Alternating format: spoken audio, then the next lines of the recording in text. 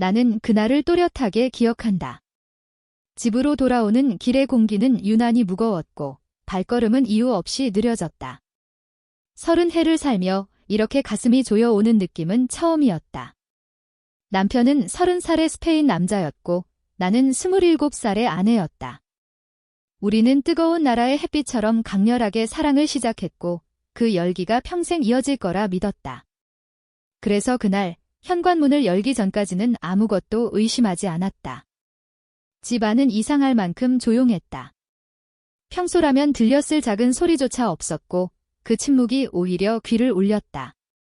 신발을 벗고 복도를 걸어가며 나는 우리가 함께 꾸민 이 집을 떠올렸다. 젊은 부부의 기대와 계획, 웃음과 약속이 벽마다 스며있던 공간이었다. 침실 쪽으로 다가갈수록 심장이 빠르게 뛰었다. 이유는 알 수 없었지만 문 앞에서 한순간 멈춰섰다. 손잡이를 잡은 손이 미세하게 떨렸다. 문을 여는 순간 공기의 결이 달라졌다. 익숙해야 할 공간이 낯설게 느껴졌다. 침실 안에는 내가 모르는 기류가 흐르고 있었고 그 중심에는 남편이 있었다. 그는 혼자가 아니었다. 그 장면은 내 눈앞에서 천천히 펼쳐졌고 나는 마치 시간이 늘어진 듯 그 자리에 굳어섰다. 2명의 여성도 함께 있었다. 피부색과 분위기가 달랐고 그 대비가 더욱 강렬하게 다가왔다. 말이 필요 없는 상황이었다. 모든 것이 침묵 속에서 설명되고 있었다. 처음에는 분노도, 울음도 나오지 않았다. 오히려 머릿속이 텅 빈 느낌이었다. 내가 아는 남편, 내가 사랑했던 사람, 우리가 쌓아 올린 시간들이 한순간에 다른 의미로 변해버리는 순간이었다. 심장은 아팠지만 발은 뒤로 물러서지 않았다. 도망치고 싶은 마음과 끝까지 보고 싶다는 마음이 동시에 밀려왔다. 그 복잡한 감정의 소용돌이 속에서 나는 나 자신을 바라보았다. 이상하게도 질투만으로 설명할 수 없는 감정이 고개를 들었다.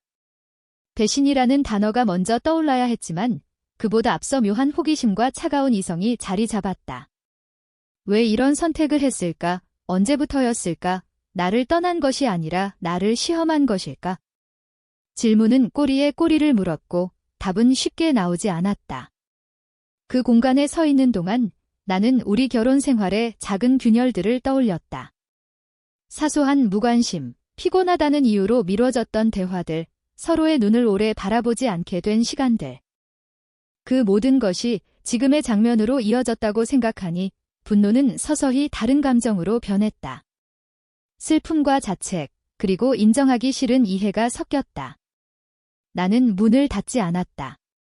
그대로 그 자리에 남아 있었다. 그 선택이 나를 더 아프게 할 것이라는 걸 알면서도 나는 외면하지 않기로 했다.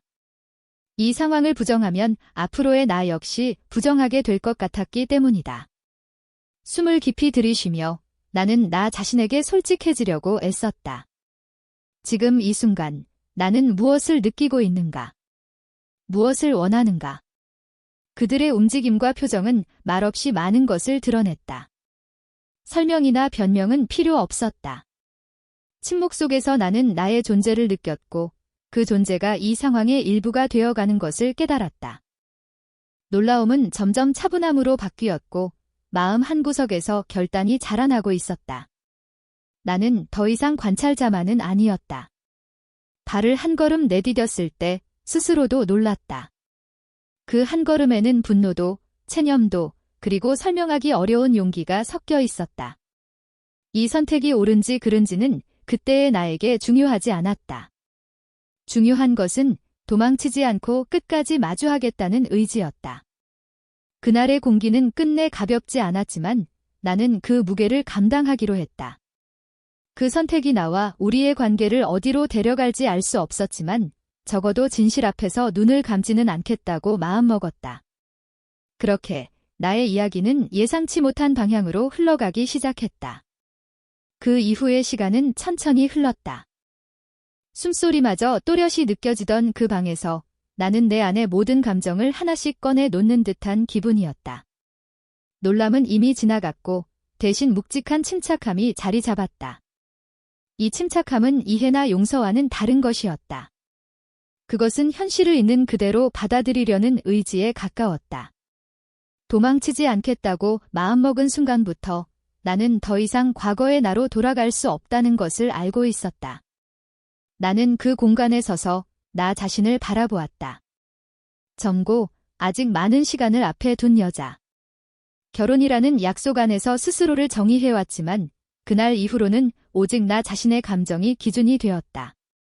남편의 선택은 분명 나를 아프게 했지만 그 아픔 속에서도 나는 내가 무엇을 원하는지 묻고 있었다. 분노로 문을 닫고 나갈 수도 있었고 눈물을 삼키며 모든 것을 부정할 수도 있었다. 그러나 나는 또 다른 길을 택했다. 이해하기 어려운 선택이었지만 그 선택은 내 안에서 이미 오래전부터 자라나고 있었던 것인지도 모른다. 그날 밤이 지나고 집안에는 이전과는 다른 공기가 남았다. 침묵은 더 깊어졌고 그 침묵 속에는 말로 표현되지 않은 수많은 질문이 떠다녔다. 나는 거울 앞에 서서 내 얼굴을 바라보았다. 거기에는 피해자도 승자도 아닌 한 여자가 있었다. 흔들렸지만 무너지지 않은 얼굴이었다. 그 모습을 보며 나는 이 모든 경험이 나를 파괴하기만 하지는 않을 것이라는 예감을 가졌다. 시간이 흐르면서 나는 우리 관계의 실체를 다시 보게 되었다. 사랑이라고 믿었던 것, 신뢰라고 부르던 것, 그리고 당연하다고 여겼던 미래까지. 모든 것이 다시 정의되어야 했다. 그날의 선택이 관계를 이어붙여준 것은 아니었다. 오히려 진실을 드러내 주었고 그 진실 앞에서 우리는 더 이상 같은 방식으로 살 수 없다는 것을 깨닫게 했다. 나는 혼자가 되는 시간을 가졌다. 짧지 않은 시간 동안 스스로에게 질문하고 또 질문했다. 왜 그 순간에 그렇게 행동했는지, 무엇을 지키고 싶었는지, 그리고 무엇을 놓아야 하는지. 답은 단순하지 않았지만 하나만은 분명했다. 나는 나 자신을 잃지 않았다. 상황은 나를 시험했지만 나는 그 시험 속에서 새로운 나를 발견했다. 결국 우리는 각자의 길에 대해 이야기하지 않아도 알게 되었다. 관계는 형태를 바꿀 수도 있고 끝날 수도 있다. 중요한 것은 그 과정에서 스스로를 배신하지 않는 것이다. 나는 그날의 기억을 지우려 하지 않았다. 오히려 그 기억을 내 삶의 일부로 받아들였다. 그것은 상처이면서도 동시에 나를 성장시킨 계기였다. 지금의 나는 과거보다 더 조용하고 더 단단해졌다. 사랑을 맹목적으로 믿지 않게 되었고 대신 나 자신의 감정을 존중하는 법을 배웠다. 사람들은 종종 묻는다. 후회하지 않느냐고. 하지만 후회보다는 이해에 가깝다. 그날의 선택이 있었기에 나는 나 자신을 더 깊이 알게 되었기 때문이다. 이 이야기는 자극적인 사건으로 시작되었지만 결국 나에 대한 이야기로 끝난다. 배신을 목격한 아내가 아니라 자신의 삶을 다시 선택한 한 여자의 이야기. 나는 여전히 앞으로의 시간을 살아간다.